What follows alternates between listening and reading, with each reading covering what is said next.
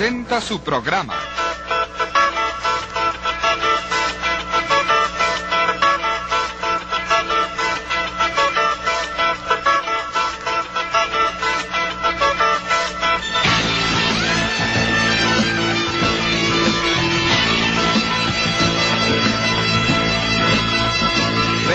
Horas de la tarde con Jacobo Zabludovsky. Buenas noches, sean bienvenidos a 24 horas. Les saluda Jacobo Zabludovsky, hoy viernes 12 de febrero de 1982. Ha sido un día gris para la economía de nuestra nación. El gobierno acaba de anunciar una serie de medidas contraccionistas de tipo fiscal, lo cual significa que el peso se va a dejar flotar libremente. En esta coyuntura, es imposible no recordarnos acerca de hace 1976, cuando una devaluación devino consecuencia de una crisis. Para ahondar en esto, tenemos un reportaje especial hecho por nuestro corresponsal, Ángel David, y nos vamos a comunicar con él.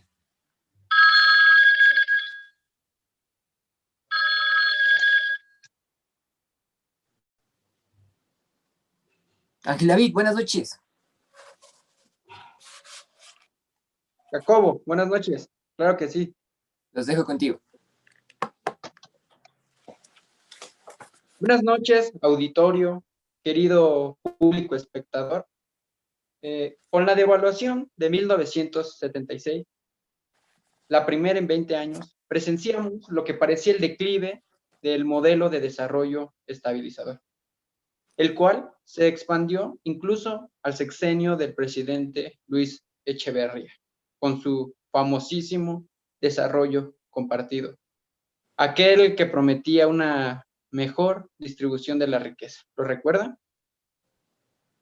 Quizá esta devaluación sea el principal indicador de que el auge petrolero solo sirvió para postergar el declive de un ya muy gastado y deteriorado modelo de crecimiento.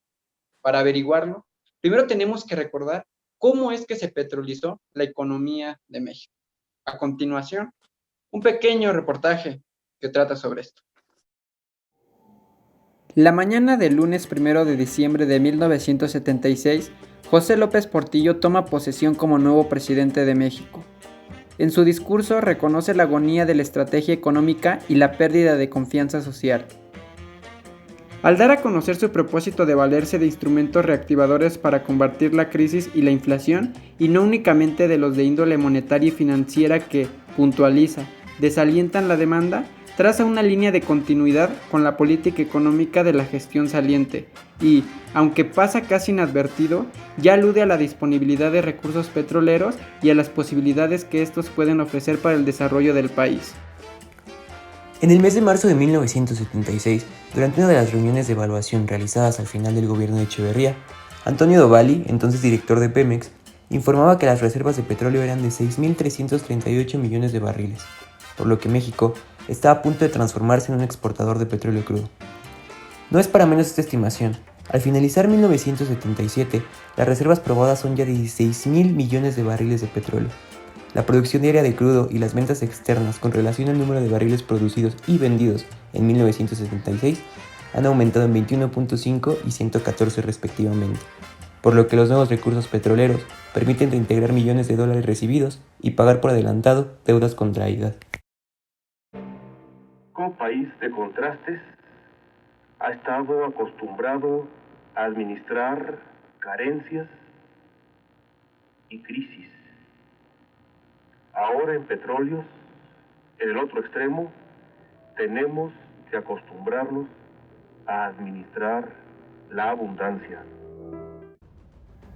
Gracias al desempeño del sector petrolero, se creó el Plan de Desarrollo Industrial, que buscaba que las ganancias provenientes de la venta de petróleo fueran utilizadas ante todo para financiar las compras externas indispensables para el progreso industrial, con privilegio del sector de maquinaria y equipo. Esto tenía el propósito de pasar al siguiente eslabón de la industrialización por sustitución de importaciones, para generar bienes de capital. Durante este periodo, se hizo un intento de reforma fiscal, se establecieron nuevos impuestos y se incrementó la base gravable. La explotación de nuevos recursos petroleros en el sur de México trajo consigo de 1978 a 1981 un crecimiento económico por encima de los niveles históricos, con un PIB que crecía alrededor del 9% anual. los niveles de pobreza volvieron a declinar, en tanto que la distribución personal del ingreso mejoró.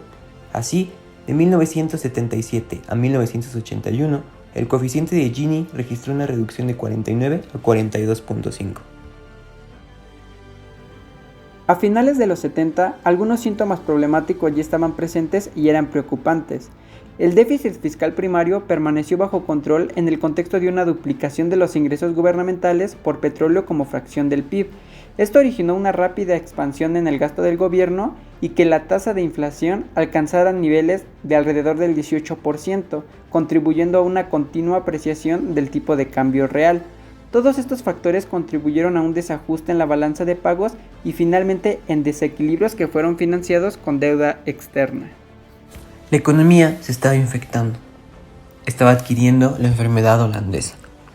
La inversión pública se destinó hacia el sector petrolero, mientras que la privada se dirigía hacia el sector servicios, por lo que la industria manufacturera perdió preponderancia.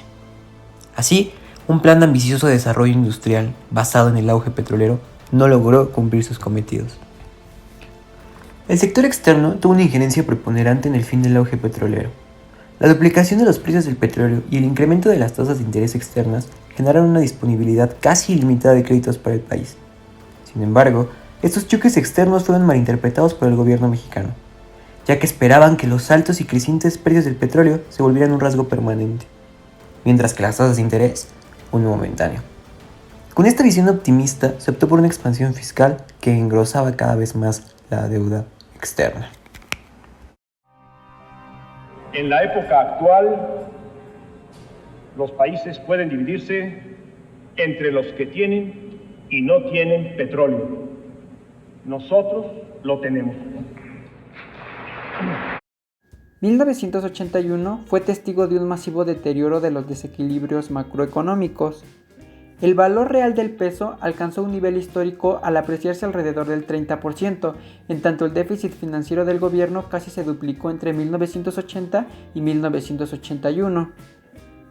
El aumento en el endeudamiento externo a largo plazo de las empresas privadas de 1978 a 1980 se explica por las expectativas optimistas acerca del tipo de cambio en un periodo en que la política monetaria fijaba la tasa nominal de interés doméstica.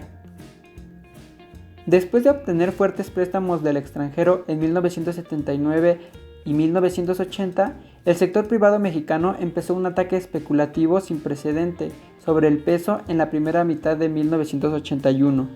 Más de 20,000 millones de dólares salieron del país en un lapso de alrededor de 18 meses.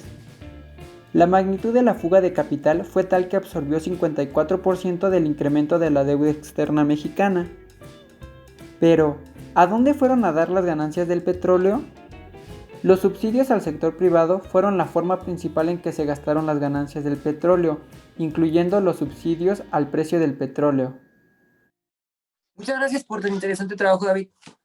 Regresando del corte, clima.